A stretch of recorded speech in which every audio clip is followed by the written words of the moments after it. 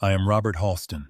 I am 68 years old, and 3 weeks ago my daughter looked me in the eye and told me I was an old fool throwing away money that should already belong to her. She said it in front of my grandchildren. The next morning, I walked into the bank, closed every account she thought she controlled, and vanished before sundown. I did not raise my voice. I did not slam a single door. I simply disappeared, and I let the silence do the talking. Before I go any further, tell me where you're tuning in from tonight. Son or daughter, husband or wife, whoever you are listening as. And if you've ever had someone in your own family look you dead in the face and try to make you feel small for the very things you built, hit that like button right now and stick with me, because you are about to understand exactly what I did about it. It was a Sunday afternoon in early March, the kind of gray, damp Pacific Northwest day where the clouds sit so low over Tacoma that you can't tell where the sky ends and the water begins. I had driven 40 minutes out to my daughter Rachel's house in Gig Harbor, the big colonial with the wraparound porch that I helped her and her husband put a down payment on 6 years ago. I brought a store-bought pie because I never did learn to bake, and I brought an envelope, the kind of envelope I had brought to that house a dozen times before. Inside it was a check for $18,000, made out to my grandson Tyler's private school, the tuition installment that was due at the end of the month. I want you to understand something about me before this story goes any further. I did not inherit a single dollar in my life. I grew up in a 2-bedroom rental in Spokane, with a father who worked the rail yards and a mother who cleaned other people's houses on Tuesdays and Thursdays. I joined the Merchant Marine at 19 because it was the only door that opened for a kid like me. And by the time I was 26, I had saved enough to buy my first delivery truck. 1 truck became 3. 3 became a fleet. By the time I turned 50, Halston Freight and Logistics was moving cargo up and down the entire I-5 corridor, from Bellingham to Portland, and I had built something worth just north of $31 million. Every cent of it came out of my own 2 hands, my own back, my own sleepless nights staring at spreadsheets at 2 in the morning while my late wife Carol slept upstairs, wondering if I would ever come to bed. Carol passed 4 years ago. Ovarian cancer, diagnosed too late, gone in 11 months. Since then, my daughter Rachel has been the only family I have left that lives close enough to see regularly. My son moved to Phoenix years ago and calls twice a year if I'm lucky. So when Carol died, I poured whatever was left of my heart into Rachel's kids, into Tyler and his little sister Ava. Tuition, summer camps, the braces, the used Honda I bought Tyler for his 16th birthday because I remembered what it felt like to be a kid whose family couldn't afford a car. I never once thought of it as buying love. I thought of it as finally being the kind of father and grandfather who could give his family the things I never had. That Sunday, I walked into Rachel's kitchen and set the pie down on the counter. Her husband, Craig, was in the living room watching golf, barely looked up. Rachel was standing at the island, scrolling through her phone, and when she saw the envelope in my hand, something in her face changed before I even said a word. I held it out to her and said, "Here's Tyler's tuition, sweetheart, right on time like always." She didn't take it. She just stared at it, and then at me. And then she said the words that I will hear in my sleep for the rest of my life. "Dad, you need to stop wasting money like this. It's not even yours to be so generous with anymore. You're 68. You should be thinking about what happens to all of it, not throwing it around like you've got 40 more years to make it back." I stood there in that kitchen, holding an envelope full of money for her own son's education, and I felt something crack quietly down the center of my chest. I asked her what exactly she meant by that.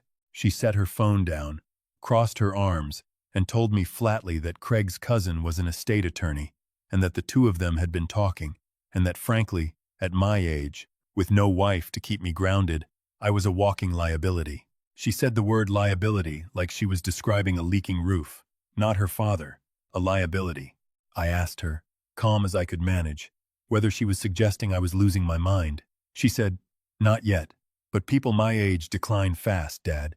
Everyone knows that, and it would be irresponsible of the family not to start planning for it now."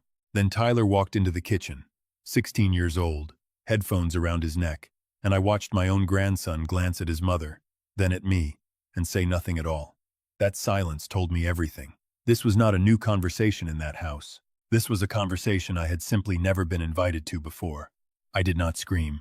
I did not throw the envelope on the floor like some wounded old man in a movie. I set it gently on the counter, thanked Rachel for her honesty, and told her I would think carefully about what she'd said. Then I got in my truck, drove the 40 minutes home to my house in University Place with the view of the Sound, and I sat in my driveway for a long time before I ever went inside, because I already knew, somewhere underneath the hurt, that this was not really about my age at all. I did not sleep that night. I sat in Carol's old reading chair by the window, going over every visit from the last 2 years, every strange comment, every time Rachel had asked casually about my will, about my accounts, about whether I'd ever considered setting something up so the money didn't get eaten alive by taxes when I was gone. I had thought she was being thoughtful. Now I understood she had been circling. By 5 the next morning, I was at my kitchen table with black coffee and a legal pad, the same way I used to plan freight routes 40 years ago, breaking down a problem into its component parts. At 8, when the bank opened, I was the first person through the door of the branch I had used for 31 years. My banker, a woman named Denise who had handled my accounts since before Rachel was born, greeted me the way she always did, warm and familiar. I told her I wanted a full accounting of every account, every trust, every authorized signer tied to my name. Denise pulled it up on her screen, and her expression shifted almost immediately. She turned the monitor toward me and said, "Robert, did you authorize Rachel Denning as a secondary signer on your primary checking and your money market account?" I told her, "Absolutely not." Denise's face went pale. She said the authorization had been added 8 months ago, with a signature that matched mine closely enough to pass the bank's internal review, but that she had personally always thought something felt off about how quickly the paperwork had gone through. 8 months. My mind raced backward. 8 months ago was right around the time Rachel had asked me to come sign what she called some routine beneficiary paperwork at Craig's cousin's law office. Paperwork, she said, was just standard estate housekeeping to make things easier on everyone down the road. I remembered sitting in that office for barely 15 minutes, skimming pages someone had already tabbed with little yellow arrows telling me exactly where to sign. I trusted her. She was my daughter. I asked Denise to freeze every account immediately, remove the unauthorized signer, and issue me new account numbers entirely. She got to work right there at her desk. While she typed, I asked her quietly whether any withdrawals had been made under that secondary authorization. She scrolled, and her jaw tightened. Over the past 7 months, $41,000 had been moved out in small, careful increments, never large enough to trigger a fraud alert, each one labeled vaguely as household transfer or family assistance. I sat in that bank lobby feeling the exact same cold, clarifying fury I used to feel 40 years ago when a competitor tried to poach one of my roots out from under me. Back then, I never got angry in the moment. I got precise. I thanked Denise, asked her to keep everything locked down and to say nothing to anyone who called asking about my accounts, and I walked back out to my truck. I did not drive home. I drove to the offices of Marcus Whitfield, an attorney who had handled Halston Freight's contract disputes for nearly 20 years before I sold the company off in pieces over the last decade. Marcus was sharp, discreet, and old enough himself to understand exactly what this kind of family betrayal looked like from the inside, because he had seen it more times than either of us wanted to count. I laid it all out for him. The kitchen conversation, the word liability, the forged signer authorization, the $41,000. Marcus listened without interrupting, the way he always had, and when I finished, he leaned back in his chair and said, "Robert, I need you to understand something. Adding an unauthorized signer with a forged signature isn't a family disagreement. That's bank fraud. But before we talk about what to do about that, I want you to ask yourself a harder question. If she's already done this, what else has she already put in motion?" That question sat in my chest like a stone the entire drive home. I spent that night pulling every document I could find in my own house. Old estate planning folders from when Carol was alive, copies of insurance policies, the deed to the house. Buried in a folder I hadn't opened in over a year, I found something that made my stomach drop clean through the floor. A durable power of attorney, dated 4 months earlier, granting Rachel Denning full authority over my medical and financial decisions in the event I was ever deemed, in the document's exact language, mentally or physically incapable of managing my own affairs. My signature was on it. I had never signed it in my life. I called Marcus at 9 that night. He told me to bring it in first thing in the morning, and he told me something else that kept me awake staring at the ceiling until dawn. He said a forged power of attorney like this one usually doesn't sit in a drawer waiting. Usually, it's a loaded gun someone is planning to use.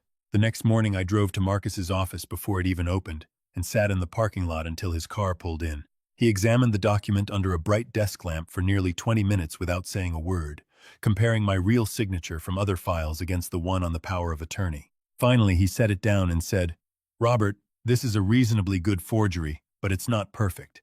See how the R curls back on itself here versus your actual signature."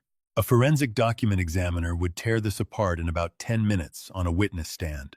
I asked him what happens if this document was already being used.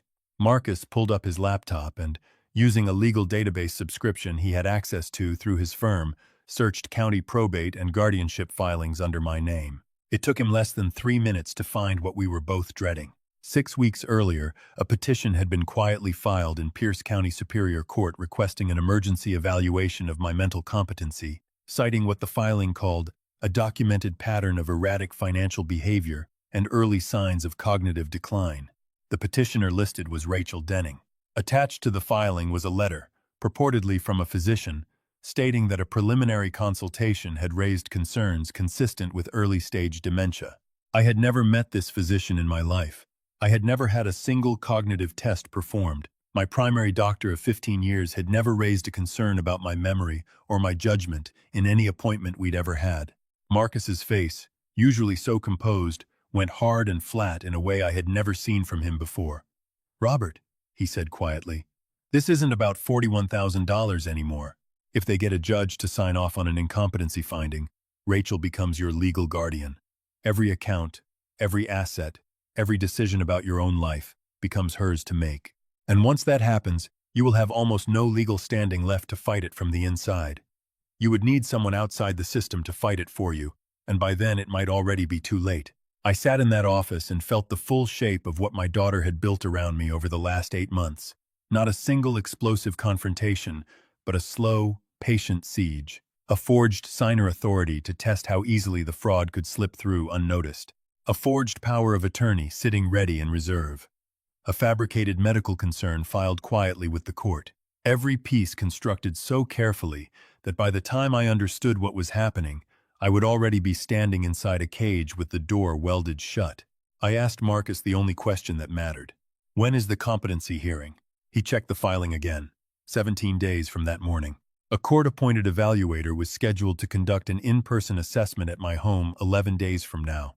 And if that evaluation came back unfavorable, the judge could issue an emergency guardianship order on the spot, sometimes within 24 hours. 11 days.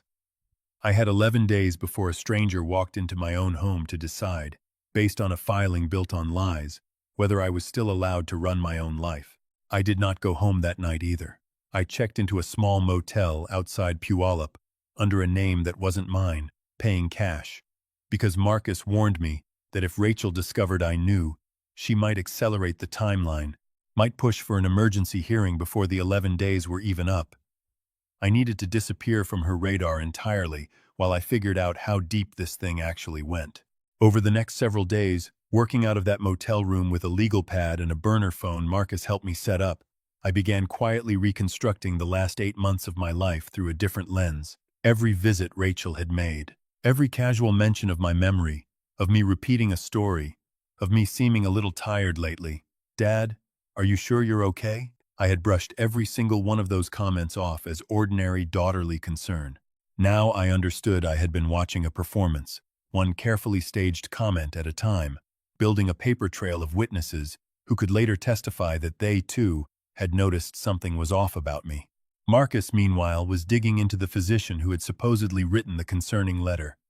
It took him 4 days of careful work, calling in a favor from a former colleague now on the state medical board, to uncover that the physician in question had voluntarily surrendered his license 18 months earlier following an investigation into fraudulent disability documentation he had written for cash payments, always under the table, always for clients referred through a small network of estate attorneys who specialized in exactly this kind of arrangement. One of those estate attorneys, Marcus discovered, shared an office suite with Craig's cousin. I sat with that information for a long time. My son-in-law's own cousin, the same attorney whose office I had sat in 8 months earlier signing what I thought was routine paperwork, was connected to a disgraced physician running a quiet business manufacturing fake medical evaluations for families looking to seize control of an aging relative's estate. This had never been about protecting me from decline. This had been engineered from the very beginning. I needed proof that would hold up in a courtroom, not just suspicion. Marcus suggested something I never would have considered on my own. Washington is what's called a one-party consent state for recorded conversations, meaning if I was a participant in the conversation, I could legally record it without telling the other person. If I could get Rachel or Craig to say anything on record that revealed they knew the medical claims were fabricated, it would completely dismantle their case in front of a judge. 8 days before the scheduled evaluation, I called Rachel from the burner phone, using a number she wouldn't recognize, and told her I needed to speak with her in person about something important, that I'd been doing some serious thinking since our conversation in her kitchen. I could hear something shift in her voice immediately, a kind of controlled eagerness she wasn't quite able to hide. She suggested I come by that evening after the kids were in bed. I wore a small digital recorder clipped inside my shirt pocket, the kind Marcus's investigator had given me, no bigger than a matchbook, with a microphone sensitive enough to pick up a conversation clearly from across a room. I drove to Rachel's house that night with my hands steady on the wheel and my heart pounding harder than it had in years. Rachel met me at the door with a softness in her expression I hadn't seen from her in months, the kind of gentle, patient smile people reserve for someone they've already decided is fragile. Craig was there too, sitting on the couch with a legal pad of his own, which struck me immediately as strange for what was supposed to be a family conversation. I sat down across from them, and Rachel began speaking in slow, careful, deliberately soothing tones, the way you might speak to a frightened child or a confused elderly patient. "Dad," she said, "we just want what's best for you. We've noticed some things lately that worry us, and I think, deep down, some part of you knows it too." I asked her, keeping my voice level, exactly what things she had noticed. She glanced at Craig, and he nodded encouragingly, and she began listing things, small forgettings she claimed had happened, a repeated story here, a misplaced set of keys there, moments I remembered with perfect, crystal clarity, moments that had either never happened at all or had been ordinary, forgettable nothing that any person of any age experiences from time to time. Then Craig leaned forward and said the words I had been waiting 8 days to hear. He said, "Look, Robert, we've already had a doctor take a look at some of this, informally, and honestly, the signs are pretty consistent with early cognitive decline. We're not trying to hurt you. We're trying to get ahead of it before something happens that we can't undo." I asked him directly, "Which doctor?" He hesitated for just a fraction of a second, then named the physician Marcus had already identified as having surrendered his medical license a year and a half earlier for fabricating exactly this kind of documentation. I sat very still, feeling the small recorder against my chest, and I asked one more question, the question I needed on tape more than any other. I asked whether they understood that if a doctor without an active license had written a formal evaluation used in a court filing, that would be considered fraud. Rachel's face flickered, just barely, and Craig said quickly, "That's not what's happening here, Robert. Don't get paranoid on us. This is exactly the kind of defensive thinking that concerns us." I stood up, thanked them for their honesty, and told them I needed some time to process everything. I walked out to my truck with my pulse hammering in my ears, and I did not breathe easy until I was 3 blocks away and pulled over to check that the recorder had actually captured all of it. It had. Every word. I drove straight to Marcus's house that night. He was already up, waiting, and when I played the recording for him, he sat with his eyes closed, listening to Craig confirm the name of a physician with a surrendered license, listening to Rachel fail to deny it, listening to both of them dodge the word fraud instead of denying it outright. When it finished, Marcus opened his eyes and said quietly, "Robert, this is exactly what we needed. This isn't just enough to defend against the guardianship petition. This is enough to have it thrown out entirely, and possibly enough to open a criminal fraud investigation against everyone connected to it." But Marcus also reminded me of something important. A recording alone, without a broader trail connecting the forged signer authorization, the forged power of attorney, and the fraudulent medical filing into one coherent pattern, could still be argued away in court as an isolated misunderstanding. We needed everything laid out together, undeniable, airtight. Over the next 3 days, we built exactly that. Marcus subpoenaed the bank's internal fraud investigation records documenting the forged signer authorization. He obtained a certified copy of the forged power of attorney, along with a signed preliminary opinion from a forensic document examiner confirming it did not match my authentic signature. He compiled the physician's public license surrender record from the state medical board, and he attached the recorded conversation, transcribed in full, showing both Rachel and Craig referencing that same disqualified physician as the basis for the incompetency claim. 4 days before the scheduled evaluation, Marcus filed an emergency motion of his own, not to fight the guardianship petition defensively, but to have it dismissed outright, and referred to the Pierce County Prosecuting Attorney's Office for review of potential elder financial exploitation and fraud. Washington, like most states, takes the abuse of vulnerable adults extremely seriously, and a documented pattern like ours, forged financial authority, a forged power of attorney, a fraudulent medical filing, was exactly the kind of case prosecutors did not let slide. But before any of that reached a courtroom, I still had one thing left to do myself, something no attorney or filing could accomplish for me. I needed to close the financial door completely, permanently, in a way that could never again be quietly pried back open.